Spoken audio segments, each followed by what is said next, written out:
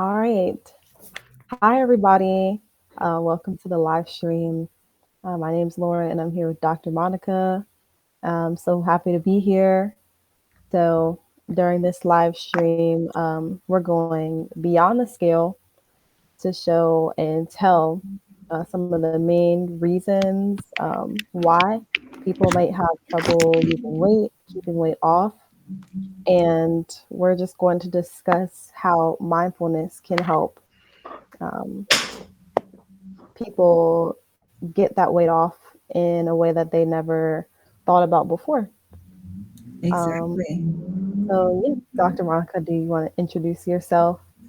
Hi, everybody. I am Dr. Monica J.R. Williams Riley. I'm a board certified family medicine physician who specializes in functional medicine. And I'm super duper excited to have this conversation and share it with Ms. Lauryn Rainey. I am so proud that we have been able to collaborate and bring this information to our audiences because I think it's something that's not talked about enough. The power of the mind in every area of our lives. And this is an area that a lot of my clients who come in are talking about and that we touch on. So I am excited about being here today. I do a wellness. I have a company here in Lawrenceville, Georgia, and we manage people in wellness and we give them customized wellness plans to teach them how to get over these hurdles of their health. And one of those hurdles, of course, is weight. But I'm not a weight loss clinic doctor, but in adjusting people's mindsets, adjusting people's lifestyles, we're able to get them to places where they're able to be more balanced. And this is part of it. So I'm excited to have this conversation. Definitely. Likewise. I'm excited as well. And So, Lauren, tell them what you do. yeah, so I have a degree in exercise physiology. I got my bachelor's recently in 2021. And since then, I'd coming out of college, I actually did want to be a personal trainer. And so having some background in fitness and um, nutrition being really very adjacent to fitness, I was missing, I felt like I was missing a key component of that fitness, health and fitness um, expertise, which was the mindfulness. So, right before actually graduating in my second semester of senior year of college, I started um, in a meditation teacher training and Mm-hmm. learned 12 different styles of meditation, including four different styles of breathwork techniques for Mm-hmm. reducing stress, lowering the blood pressure, lowering the stress hormone for the fight or flight response. And going into that meditation teacher training, it gave me a lot more insight about how there are so many systems in the body that we're not aware of that affect so much more than just our physical aspects on the outside, Mm-hmm. and that we focus a lot on how we look. And for a lot of people, the weight in your body size, or it's about how, not only how you're looking but how you're feeling.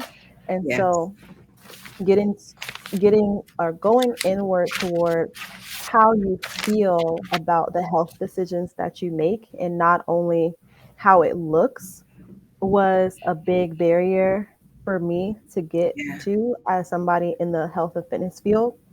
After that, I realized that I wanted to um, coach people mindfully on a holistic mind, body, spirit route.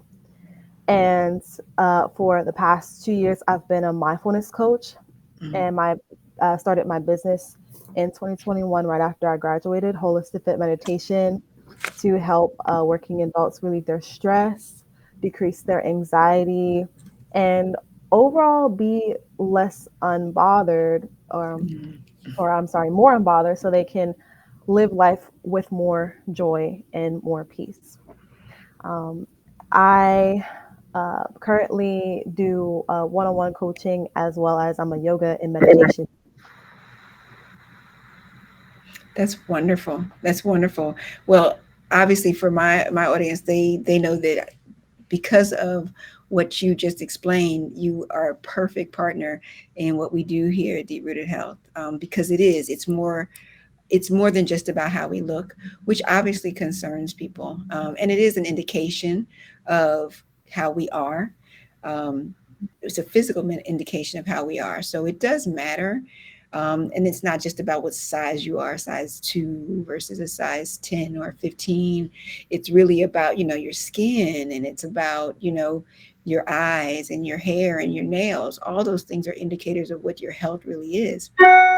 But also, you know, how you feel is reflected in how you look, how your mindset is reflected in how you look. Depression can show itself physically, in how your body represents itself. And so that's why I really, really was so excited when Lauren and I decided to have this discussion, because it is imperative that we start looking on the inside, as we look on the outside, as the social media has us look on the outside all the time to see, is that person in shape or not. But it really is about mindset, truly, as the beginning to start it all. Because guess what? If you don't think about making a change, there's no change going to happen. So it always Yeah. starts with the mind. But then I don't think we've taken the mind as far as it can go, as far as the impact that it has on all the rest. So that's what we're here to talk about. Yes. Yeah. And really quickly, if you're here in the live stream, if you can relate to what we just talked about, feeling like there's something more to health than just your physical appearance, then put a one in the chat. If you can also relate to knowing that your health, there's more that affects your health than just the way that you feel, and then put a two in the chat if that resonates to you, and then put a three in the chat if all three of them relate to you, if all two of them relate to you, right? It's So somebody put a one in the chat, right? I'm pretty sure all of us can relate to that. So we definitely have Dr. Monica and I definitely have certain things that we wanted to bring up and talk about, just as um, discussion or talking points to get your mind thinking. Somebody put a two in the chat, right? So just to get your mind thinking about what pressing issues we might be facing currently and how to overcome them. So thank you for your twos and threes. I see them coming in ones. So something that I want to know, Dr. Monica, is what do people, when they come to you, what do people usually say is their number one stressor? Like what stresses them out and what's weighing them down? interestingly enough, believe it or not, the thing that stresses most people out, and this is men and women, is their Yeah. weight. Their weight is Mm, the number one thing that stresses people out. And I think that's, um, I don't think it's as much because of what we would hope it would be, is that because the weight is affecting how they feel, but it's affecting how they look and how they see themselves. They don't see themselves as either they used to or as they want to. And kind of yeah. closely followed behind that would probably be work. And work is something that a lot of times we don't feel like we have control over what we do for a living or who we do it for. And so that can be very stressful. Being an entrepreneur is stressful as well, because there's so much pressure to either take care of just yourself or your family, and or the employees that you employ. So I think that that would be another one, that I would say comes in a second. But the weight is the biggest thing that people come in, and that's why the drug industry for weight loss is so great. And then follow behind work, is kids, which you would think would be, kids in relationships would be higher. But I don't hear people coming in complaining about their children more often. We actually spend a lot of time, being really proud of our children. Even if they stress you out a little bit, they don't really rank as high as your personal well-being or how you feel about yourself. So I think weight is the number one, um, that I get. For you, Lauren, Wow. would you say that you hear a lot about people's weight, or do you hear about stress, or what do you hear about? I hear about the number one thing causing stress is overwhelm because of home situations going on at home. Um, uh, People who often come to me, well, I have a YouTube channel, and then someone also said sleep problems. Hmm. Um, And we'll talk about. those things they tie in together. So when there's things going on at home, and that could include the kids, the working at home, and having to, especially during COVID, er, almost every parent had to learn how to homeschool their children I and feel realize that teachers have a great job. Teachers have a great so much responsibility. respect for teachers COVID brought out. I don't know why Yeah. teachers haven't gotten a raise after COVID, because I heard so many Oh, parents complaining about not their kids, but educating their kids. Like that yeah. was a big stress point, like having Yeah. to go back to school. So you're right, that definitely is something that comes up a lot. Now, before Yes. we get too far, because I want to make sure that my audience, I know your audience is really familiar, but some people aren't familiar with the word mindfulness. So what is mindfulness? That's a great question. Mindfulness to me is awareness, like Mm-hmm. one word, awareness. Mm-hmm. Now, that can be self awareness, awareness of the environment around you, Mm-hmm. awareness of how you respond to your certain situations. And I like to think of the fact that for me, awareness is the first agent of change. Mm-hmm. So, to change anything going on in your situation, something that we feel like is too big for us to overcome by ourselves, becoming aware of what tools or things that you have in your space that are either blocking you from getting there Mm-hmm. or that you are empowering um, to stay in your way. Yeah. And that mindfulness can look like many things. When many people think of like modern day mindfulness, they think of meditation, which Mm-hmm. I am a meditation teacher. Uh, that's a huge part of being mindful, but it could also include mindful eating Mm-hmm. and noticing that when you are, for example, eating and watching TV, I can't lie, I eat and watch TV all the time, or I eat and watch YouTube videos, and we don't realize that we're eating a little bit faster. Maybe we're even gulping in air pockets Mm-hmm. because we're eating faster and we're not being mindful of the tastes or even the ingredients in our food that are nourishing. And it becomes eating to just get it over with and not eating to nourish the body. It could be mindful eating, mindful sleeping. So there's a lot of activities that could go under the mindfulness umbrella. Yeah. But overall, it's just being more aware of how your actions are serving you or not serving you. That's great. That's great, because I think people do kind of clump mindfulness and meditation all together. And Yeah. I think the important part about it is mindfulness can go on outside of meditation, and and vice versa. So, or I don't know if you can. Yeah, I guess you could say they could do vice versa, because in meditation sometimes you get lost in where you are, and that's okay. I think that's a whole nother conversation about correctly meditating. What does that really mean, and is that really a thing to really correctly meditate? Because your mind can wander, and that still be okay.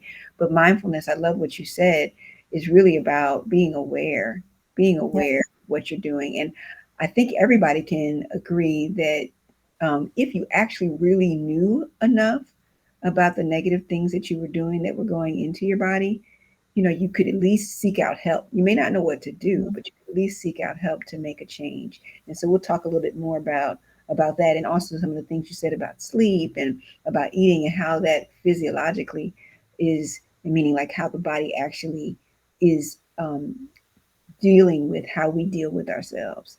Yeah. That's really important. Yeah, I agree. Um, and to your point on um, most people saying that weight weighs them down as far as what stresses them out, sometimes your stressor is just the fact that you are stressed about whatever Right. whatever it is. Right. So um to that point, how can we prioritize eliminating the largest stressor, the most immediate stressor in our lives? I think that's a huge question. It's a big question because, like, I guess almost you say, if I had the answer to that, I'd be a millionaire. Because Mhm. it's not the same answer for everybody. But what is, I think, the main thing is number one, acknowledging what the problem is, taking a time to actually acknowledge, because what gets you in most trouble is ignoring it, is ignoring it. So taking a moment to actually acknowledge what really hurts your feelings, what really is your pain point, what how you really feel about that job that you're going into, how you really feel about your kids, how do you really feel about the relationship that you're in, and understanding that even if it's not, you're not okay with it, that it doesn't make you powerless. What makes you powerless Mhm. is not exploring it, because we run from everything. We run away from things and we think that that's going to make it better, or you can outrun it, but you can't outrun it. The only thing that you really can do to make a change in anything is to be aware of it. So Yeah. that's the first way that you attack it, is that you develop awareness. And that's why mindfulness is so powerful. So developing awareness, because I'll tell you, I have clients who feel like they're doing everything, doing all the things, as we say. They're going to work out. They've got a gym membership. Like, how many people, drop in the chat, how many people have a gym membership they pay every month? And sometimes you show up and sometimes you don't. Drop a one in the Yeah. chat if you know that you have a gym membership but you don't go. Drop a two in the chat if you want to have a gym membership but haven't pulled the trigger on, starting. And the gym membership can be everything from, at the Gold's Gym to lift weights. It can be at the Pilates studio. It could be at the yoga studio. You know that this is something that you are supposed to do. So if you have first determined that there's a problem, then at that point, you're at least starting. That's your starting place. So where I come in with my clients is I have them, even though they're coming in, they're like, listen, Dr. Monica, I go to gym, I'm in the boot camps, I've been on this diet, I've been on that diet, and I still can't lose the weight. We've addressed the hormones, we've done all this. You promised me. No, I didn't promise anything, but let's take a look at it. And so when we take a look at things, what I find is high up there is, like you said, stress. They're not, because of stress, because of working so hard, they're not relaxing. They're not Mm. allowing their body time to be able to heal, to recover. Why? There's certain parts of the body that are actually meant to work in cycles. Most of our body does. And when we don't allow those things to happen because we haven't stopped and made ourselves aware, then guess what? The body actually works against us. Yeah.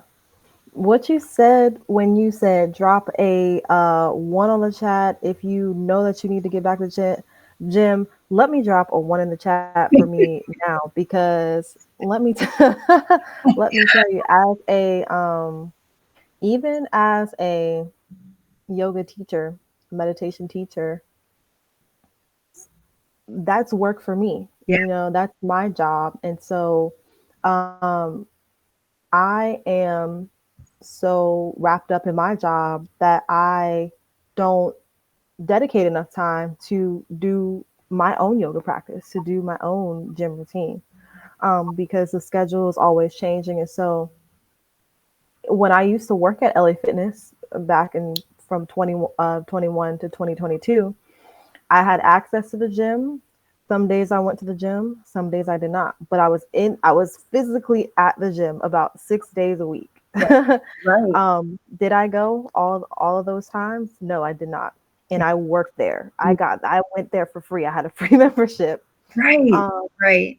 is it it is a huge mind block to prioritize the things that we know that we need to, that we know will make us better, Yeah, not just in the physical aspect, but relieve stress, because working out does release those um, epinephrine, norepinephrine hormones, those dopamine levels, and all of those um, feeling good hormones and serotonin, right? And so when we go to do things that are good for us, Testosterone what's that? levels. People come to me about hormone levels, testosterone levels, things like that. These are all Right. things that are actually beneficial to both men and women. That the actual activity of exercise releases and helps stress, and cortisol, has its own role in that. And we'll talk about that because you're exactly right. I'm as guilty as the next person because I'm exhausted because of the long hours working to serve other people. I think those of us in service, we are guilty as well. Rarely do we get enough time to stop and take care of ourselves. But being aware is half the battle, and kind of developing a schedule. I Mm, just had a client this morning, and my recommendation, and I recommend some odd things, probably a lot different than some clinicians do, but I recommended that he take a walk. He was feeling guilt about not exercising. He would kind mhm. of been doing well with his food, but he hadn't been feeling guilty. Well, guilt is not as a positive emotion necessarily for your body. So I said, guess what? Stop. You don't have to go to the gym. Take a walk. Just Yes. take a walk after work today. And two things, it relieves the guilt because you are doing something. And number two, your mind begins to then explore what ways can I do this differently.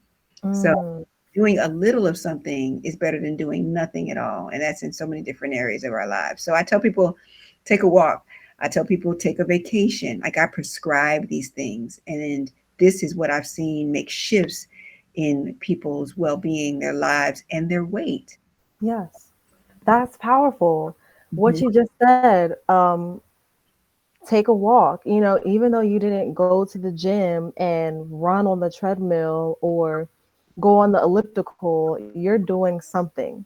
Absolutely. Um, I work as a stretch therapist, or flexologist. So I'm stretching people one on one. Mm, It almost looks like physical therapy, yeah. and that's what I do part time. And so I have a lot of clients that will say to me, okay, I need to implement this at home. And the only reason that I come in person is that I know that I wouldn't do it at home, but I know that I need to do it Yeah. because people, when you get stretched, you release those, dopamine, that's those feeling good hormones into your body, as well as you relax the muscles. Yes. And it's to me, stretching is almost just as important as the workout because you're still doing things that are helping heal the body, and it's part of the workout. Absolutely. And my response to them is, well, if you want to start doing this and implementing this is the same for going to work out or going to lose weight or implement your eating regimen, or whatever it is. Apply it little by little Yes. and don't try to go straight into it cold turkey because either whether you're trying to cut something out or bring something in, it's the same thing. Don't go into it like, okay, I'm going to go from not working out at all or not stretching at all or eating all the junk to I'm just going to work out for an hour a day. I'm just going to start running for an hour a day. I'm not going to start doing that. I'm going to start cutting out all the sodas that I drink in the week. Little. That's Start it. small. Right? How many of us can relate? I Me included. Put a one in the chat if you've ever if you've ever started a routine by going all out, and then that all out led to burnout. Put a Yes. one in the chat if that's you, because that is what leads to the inconsistency and the shame for not doing it. Because then we'll think, when we don't become consistent in it, then we'll think where it's kind of like that classic self sabotage. Yeah. But we don't realize that we weren't supposed to go and implement all of the routine at once. Just start with a little out of day. Just do something And then from that something, allow yourself to clear your mind of all the guilt, of all the negative thoughts, and then implement it when your mind is healthy, and then allow your body to follow that. I think it's a great point. I think I really emphasize to people that pain is a gift. Pain is a gift because pain lets you know when something is going on that the body is not particularly liking, and that's mental pain, physical pain. So when you do, you go all out like that weekend warrior. I'm going to go run my marathon and I haven't practiced in forever. I'm going Yeah. to go to the gym and working out an hour. Guess what? That means you will not be back because Yeah. the pain that you will suffer makes you feel like you've done something wrong, or you just or don't want to feel that again. And even when I was running track as a young person, there's something to be said for like endurance training, for what we call interval training. You actually would walk the straightaway, run the curve. Like, you don't have to kill yourself to make changes. And even at my young age of 53, I find that a little workout is better than no workout, and your body will start to accumulate the work that you've done, and it's less stress on the body, because stress actually brings out parts of your hormones that are harmful. So especially long term stress. Acute stress is natural, and the body is made for it, but it's the long term stress that actually causes the problem. And so that long term stress is what leads to weight gain, leads to all those things that people complain about. So yes, a little is better than none, unless you're used to a lot, and then you're actually at that place where you're actually enjoying the little bit of press into to the uncomfortable place. Yes. Yeah. That's really good. That's really good. Yeah. And so you talked about the physiological responses to stress, such as your hormone levels, something happens there, and um, the fight or flight response we mentioned as well. What are those things, and why is it important for more individuals to be educated on stress levels while trying to lose weight? So this is really, really important. Number one, what I really find the most impactful and what people get the most out of coming to Deep Rooted Health is that we take time. My average visit is an hour, and the reason that is so that we can actually have conversations, and I can explain not only how that things are happening, but how they're happening. So if you understand how things are happening, number one, you can do something about it. That's mindfulness. And number two, you can also educate others about what and why you do the things that you do as you're educating yourself. So let's talk about stress. Stress we're going to talk about the mind and the body and how the two connect in this area. So you have areas in your brain, hypothalamus, pituitary, and those areas work together.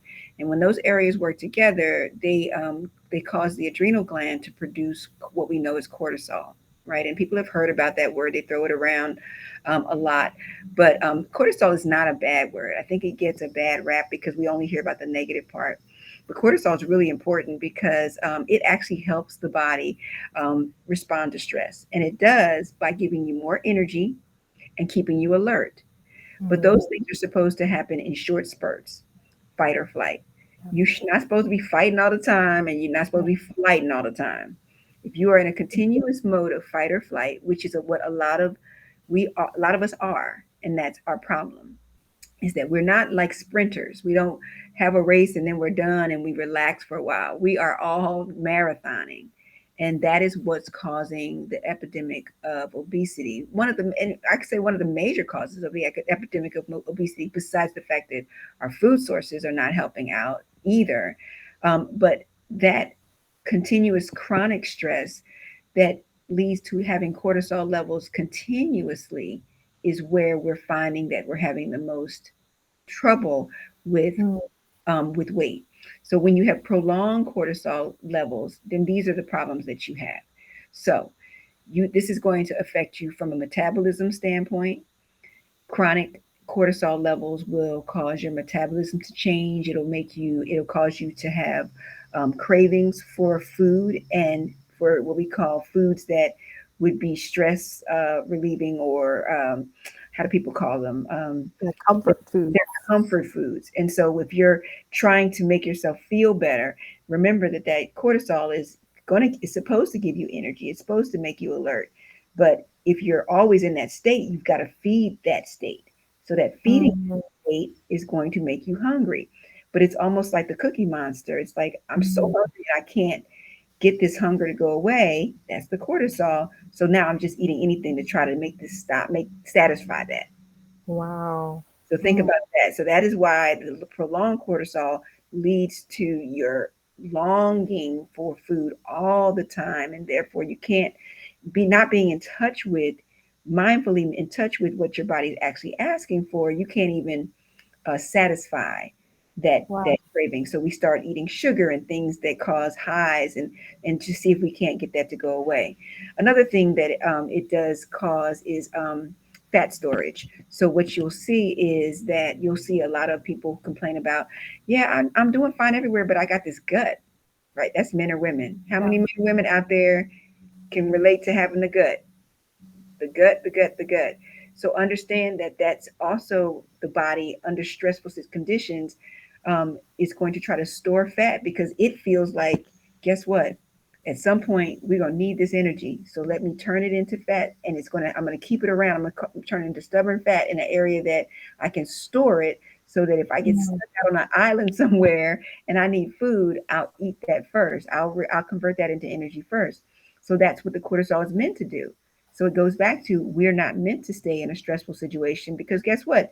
We don't need the amount of belly fat that we are all storing. We don't need that. yeah. If you're storing belly fat, you're not about to be stuck on an island somewhere. You're not being chased by a bear all day.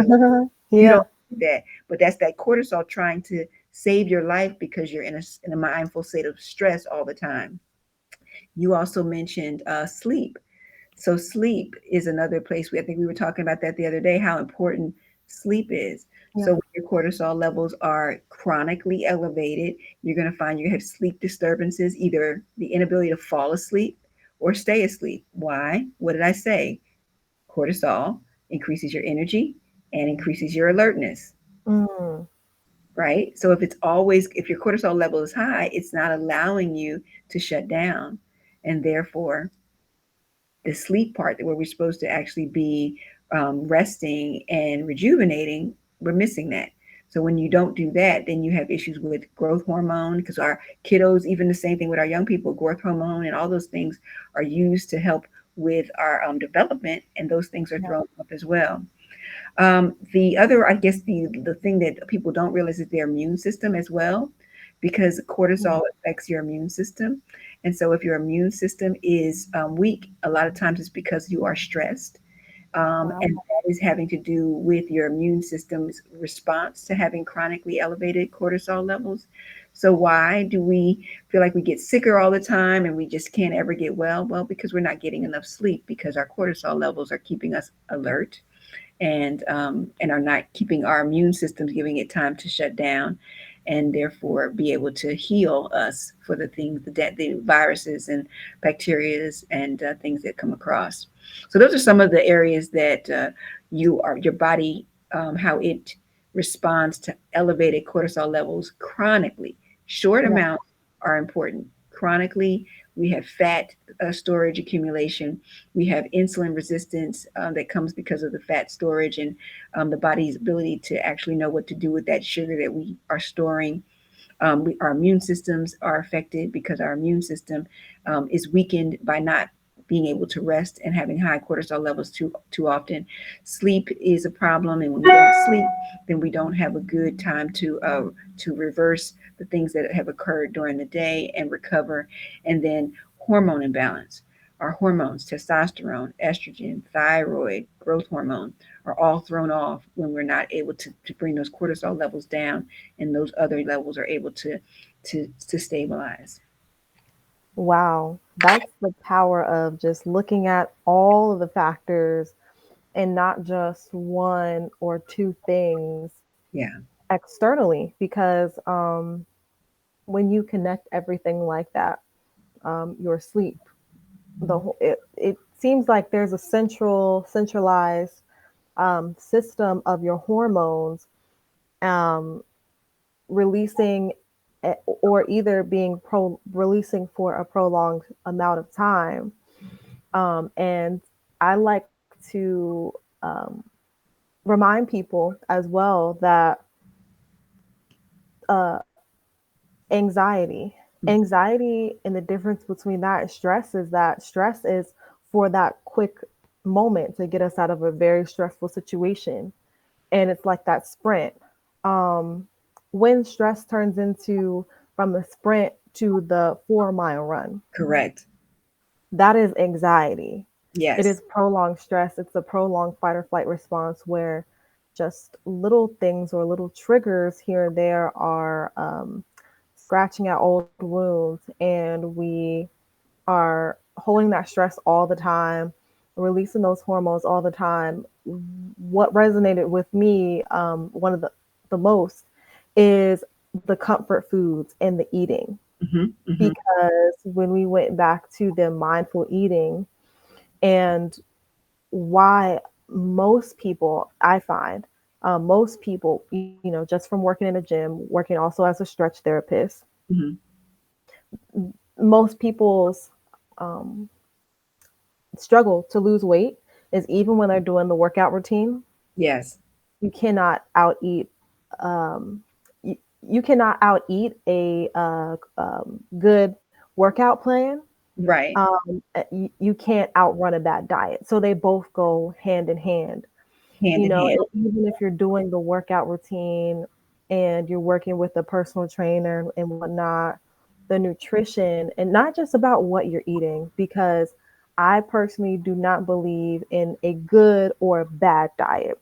Everybody's diet, everybody's routine is going to be different to their body. However, there is the power of mindful eating and Yes. knowing that what you're putting into your body, if it's not resonated with you, or if we have those one or two comfort foods that we're always grabbing. For me, it's something salty and crunchy, or sugary and soft. It's either One one extreme. or the other. So tell me One this. Tell me this. Are there any potential challenges or considerations that we should be aware of when we use mindfulness for stress management and weight loss?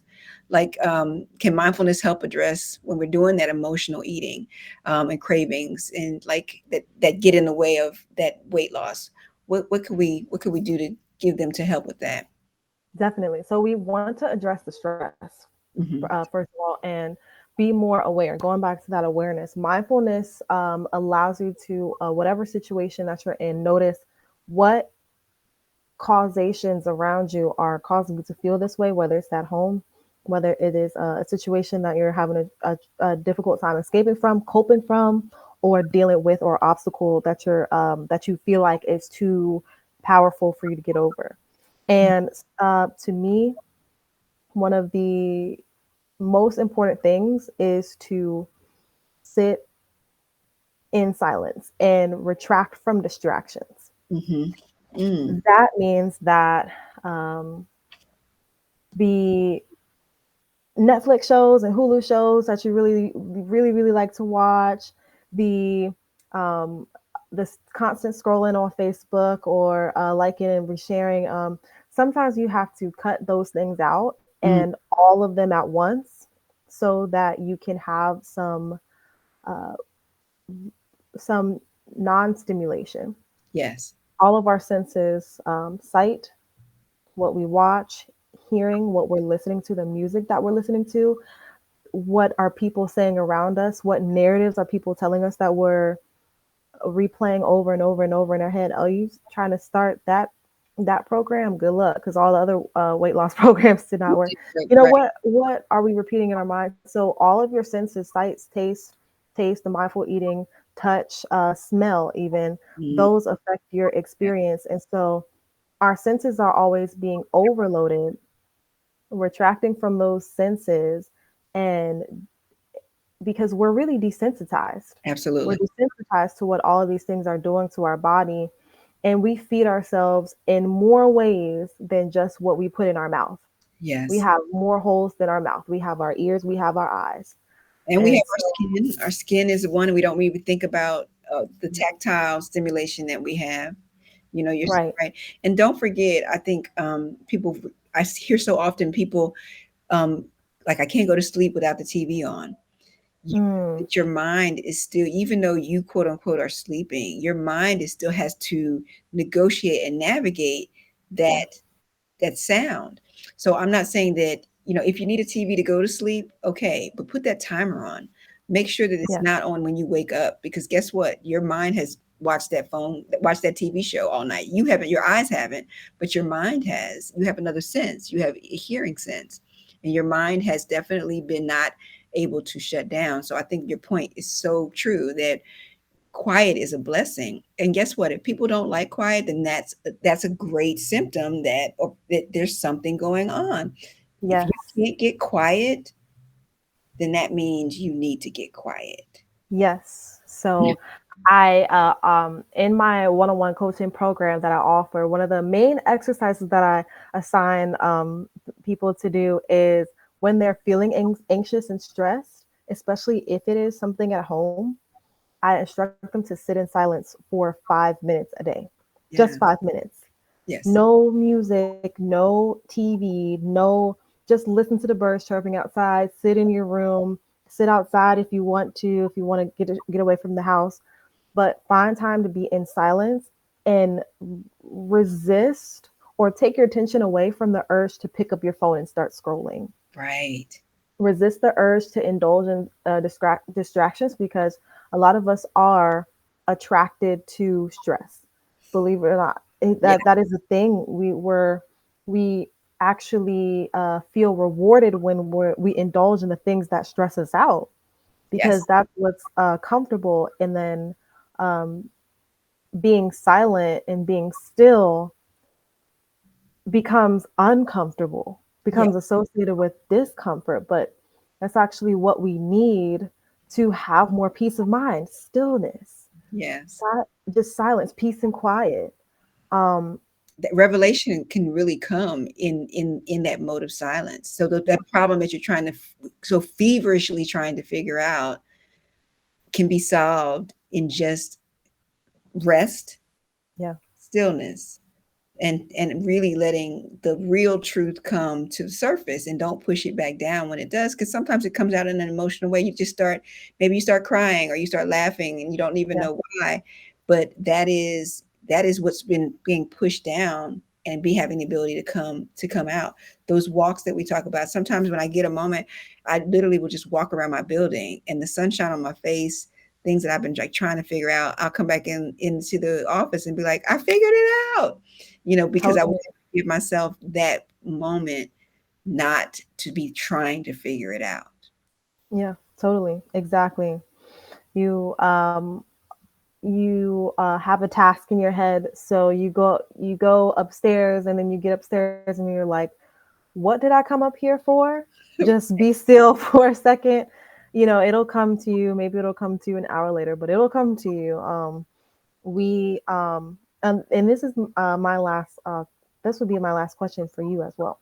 Um, Based upon your knowledge, what would be what's the most prevalent thing that people would need to get over Mhm. in order to lose the stubborn weight? um, get over your own pre notions about who you are, and like how you define yourself. Mm, I believe that's probably the key to our stress, yeah, is our definitions of ourselves and those around us. So you have to be able to release those things to be able to get past yourself and your blocks. yeah, And an example of that is what we think about how successful we are, what it takes to be that successful, what success really looks like, what we think about how successful our kids are. Because that isn't that, like, drop in the chat if one of the things that stresses us out is, oh my gosh, my kids are going to be horrible because they didn't do this, they didn't go to mhm, college, they didn't finish in time. They're not in class. They're not the head of their class. They're Mhm. failing their class. They have a learning disability, and they don't like get over the pre notions of what we think we're supposed to be, because all you are is what you are. Now, it does not mean that you cannot change. What it does mean is that to give yourself space to change, you've got to get over who you thought you were Mm. Yeah. to find out who you want to be. So that to me is the biggest hurdle for everyone. Even if you're successful, it's like, I'm so successful, why can't I lose the weight? Well, get over that. Get over that. Look at the fact that you are a human, that you need rest, that you are not Superman or Superwoman, that it's okay to say no, that you don't have to be yes for everyone, that you can stop and say I can't or I don't know how. Those are not Mm. bad things. Doesn't mean you can't learn how, doesn't mean you can't come back at another time, that there won't be another opportunity, but it means right now, right here, I cannot. And then the freedom in being able to verbalize that, because not verbalizing that can cause stress on the people around you, because you just shut Yeah. down and go away. And if you got to do that, then you got to do that. But the real freedom is in saying, learning how to say no, or I Yeah. can't, or I don't want to. Yeah.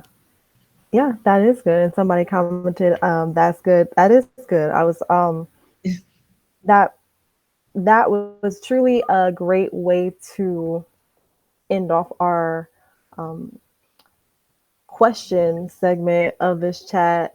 But I have one question for you On before we go, Oh, because I yeah. don't think I don't think people really understand what techniques you would suggest for them to use in trying to tackle this mindfulness and their weight. So give them some short techniques that you would suggest, that they could use. Yes, yes. I understand because based upon other factors that I would assign my clients, such as their home life, which is Yes. really big, and the amount of time they feel like they have to dedicate, Hmm. as well as their current level of physical activity and other environmental factors, I might assign them a different technique Okay. based upon that. One main gen I would say generic Hmm. is counting the breath. Hmm. So there's a type of meditation called Zen breath meditation. And your inhale, you count one, exhale, you count two, inhale again, you count three, exhale again, count four, and then continue counting your inhales and exhales until you get to 10, and then begin again at one. Okay. When I was talking about the retracting from your distractions, a lot of people, when they hear meditate, they think, oh, that's really hard. Right. And especially when people are stressed, we need something to really, we need a movement piece in the meditation and the mindfulness that is moving, because something that's moving and that we can measure, it's easier to put our awareness on that thing. Yes. So counting the breath, and especially counting the breath, because the breath, you'll always be breathing as long as you're here and living and moving. That's right. So counting the breath 1 to 10, inhales, exhales, um, you're allowed to let thoughts come up and then release them, Hmm. and then bring your awareness back to the count, but bring your awareness back to the count every single time. That is one of the main ones that I would assign someone who's a beginner, and also, oh yeah, the camera cut off for a second. Someone who is, beginning, and then someone who is very highly stressed. Another technique is box breathing. And the reason that we focus so much on the breath is because the breath regulates the systems in the body. So the breath does regulate your blood pressure and your heart rate. Because when you have your fight or flight response, your heart rate speeds up, your blood pressure rises and elevates. So we want to put those levels back at the homeostasis and bring them back to normal. And so another one that I really like is box breathing. So yeah, somebody asked about the 4-7-8 breathing technique. Yes, there are many different techniques for counting the breath.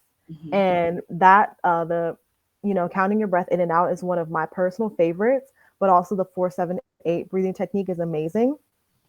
Another one is box breathing, which is inhale for 4. So you imagine a box, inhale for 4, hold the breath for 4, exhale for 4, and hold the breath for 4. Great. And then you keep going like that and imagining that box, inhale, hold, exhale, hold. It actually does um, speed it. It levels out the breath to where if you're in an SOS situation and maybe you're having a panic moment right then and there, it allows you to regulate the breath in a way that sort of does excite the nervous system, but also calms it down at the same time. So you're bringing that back into homeostasis. Yes, the Zen breath This one is amazing. use it It's too. amazing. It's one of my favorites for beginners to focus. So yeah. Yeah, we like that. We like that. Thank you guys so much. Thank you for the questions as well. Do you have anyone have any additional questions for us, for either myself or for Lauren? This has been a great conversation. I Yeah. knew that it would be very, very informative. I knew it would be something that people really wanted to know more about and that we don't spend enough time talking about. So we want to continue the conversation on both of our platforms. The work that we both do is so important to our community getting back to taking care of itself. It's just that important. And medications, they have their place in saving people's lives at the last minute, but what we have the responsibility of doing is prevention and taking care of ourselves on a daily basis. And these kinds of things that we're talking about are really the medicine of the body. This is how we take care of ourselves, mind, body, and spirit, all day, every day. Um, and guess what? Life will keep lifing. There's going to be something that happens, good or bad. We talked about cortisol levels. Those cortisol levels are there. They're there to help us, and they can get out of whack. And it is our job to take control back. It is our job to do and find the things that we can do every day when things are not going the way we want them to go. To take a moment to sit and be still, and to get our minds where we need it to be to help our bodies to heal. So I really appreciate this conversation, Lauren. Yes, thank you as well. And so before we go, I just wanted to share uh, the main ways that you could reach either of us. And as we close out, you can make sure that if you have Dr. Monica's information, if you are coming from my YouTube channel, um, if you want Dr. Monica's information, you can get her information here. And if you would like my information, then you can as well. Let's see, I want the slideshow. While Lauren Great. is pulling those things up, we have some special offers for you as well. We thank you so much for tuning in today, and we wanted to show our appreciation by giving you some offers for both of our services. So for myself, I do a wellness program here at Deep Rooted Health. We're located in Lawrenceville, Georgia, close to Atlanta, right outside the door. And so for those of you who have tuned in today, and you can share it with your friends, hopefully you all can, those who maybe come back and watch this on record as well, are still open to these offers. But we do a deep dive program, which is a 3-month intensive program with myself, or a 6-month, which is the Rooted Recharge program, which is an intensive 6-month working one-on-one with myself, where we do specific testing to curate a customized plan for you, work on things like your lifestyle choices, your micronutrient deficiencies, and developing a plan whether you need some mindfulness coaching or need meditation. We have those services as well. And so for the 3-month program, we are doing a $200 off for that service for you all who have tuned in today, and also a $200 off for the 6-month program. So that's a nice significant savings. When you call our office, and Lauren's going to put up our information in just a moment, please let them know that you saw us here on the live today. You can mention the code Be Well, BEWELL, and they'll know exactly what you're talking about. But if you mention that you saw us here on this live today, they will give you that $200 off both of those programs. I am extremely excited to work with you all, and also excited to make an announcement that beginning September 11th, we will be having mindfulness and meditation classes here at Deep Rooted Health. So you all call in. Our phone number will be, I don't think we put it up, but our phone number is 770-847-8104, 770, and we'll drop it in the chat. 770-847-8104. Call and get pre-registered for this amazing class. Dr. Monica will be probably in the class with you, and Miss Lauren we will see her again for sure. But she wouldn't. We have a coach that's going to be joining us here in house in our building, and we're really excited about it. So Lauren, what you got for him? All right. Are you able to see the screen? I'm Uh, not sure if I'm. I am going to drop those up for us, and I'm going to get us out the way for a moment so you Okay. can see.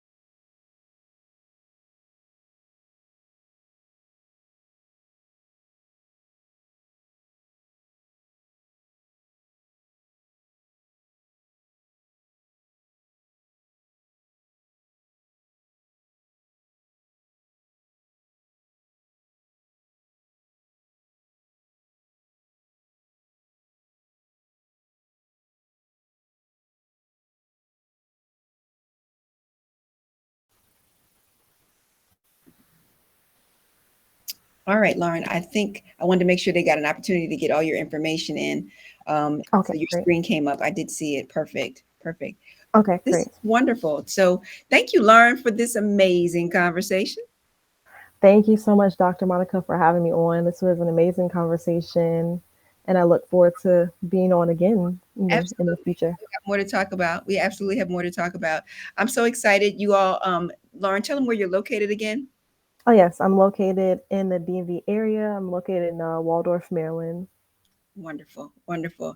Well, for all my friends up in that area, y'all know I'm from Philly, so y'all go and support, search her out. She's doing some amazing work there in that area, and she is a friend of Deep Rooted Health, and you all will definitely see her again. Thank you guys so much for sharing this hour with us, and be on the lookout for more coming from both of us. And you all who are interested in these kinds of classes and this kind of work, come see us here in Atlanta. We are having these classes start September 11th, and we're excited about it. Thank you all so much. Thank you, Dr. Monica. Everybody have a great day. All right, you guys have a good one.